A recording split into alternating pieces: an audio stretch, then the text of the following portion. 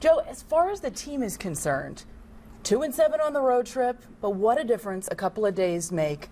You start off the Boston series winning back-to-back games in exciting fashion. Well, I think it was really important because we have been struggling. We've been struggling scoring runs, and we went a really tough game Friday night where Aaron Hicks hits a homer in the 7th that puts us ahead 3-2, and Dellin comes in and Miller comes in and they close the door. You know, it was a little drama. The bases were loaded in the 9th with one out and Big Papi up, but we were able to do it. And then you get a brilliant performance out of Evo on Saturday where we win the game 8-2, and you get some big 2-out hits from Didi and Carlos where they drive in 5 runs. And I thought Austin Romine had a tremendous game too with 3 hits and a couple RBIs and got us on the board in the 2nd inning. You mentioned those 2-out hits out of Didi Gregorius and Carlos Beltran. When the team is hitting in those situations, do you think overall guys relax when it starts to happen for them? Yeah, and I think it's deflating to the other team because you're so close to getting out of a jam.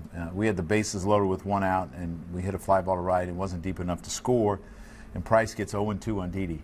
And Didi hits a triple down in the right field corner, where there are not a lot of triples in Yankee Stadium down the right field corner. But it was a huge hit, and guys kind of, I think took a deep breath and relaxed us a little bit, and we ended up scoring 4 more after that. Let's go back to that Friday night game. You mentioned the fact that it was dramatic in that 9th inning. I have to imagine you're thinking as you're sitting there in the dugout, bases loaded, you have the utmost confidence in Andrew Miller. But I can't imagine you want to see David Ortiz walking into that batter's box. Yeah, usually that's the last guy you want to see coming into that situation because he's been there so many times, and he's had so many big hits in his career. And there was some drama in that bat. There was a 3-1 pitch where Brian McCann got crossed up, and it appeared to be a ball. We think it was a strike when you look at it in the box that we have. He gets really upset. John Farrell gets tossed, and then after he strikes out, Big Papi gets tossed, and then Andrew was able to strike out Ramirez. But you're right, Ortiz is usually the last guy you ever want to see come up.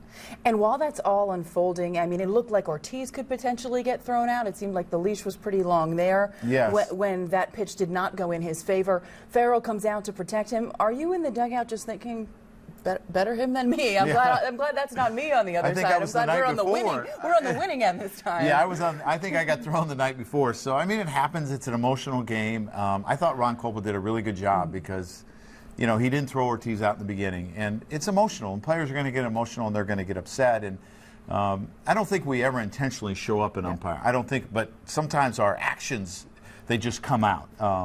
So I thought he did a good job, and then, and then David, I think he threw his bat and his helmet back on the field, and that's what got him tossed. And no love lost between David Ortiz and the Yankees fans. On Saturday, they let him have it every time he stepped to the plate. Well, that's been going on for years, and then it happens to our guys when we go there, and that's the thing about this rivalry. It's a great rivalry. There's a lot of passion in the fans, and it's fun to be a part of.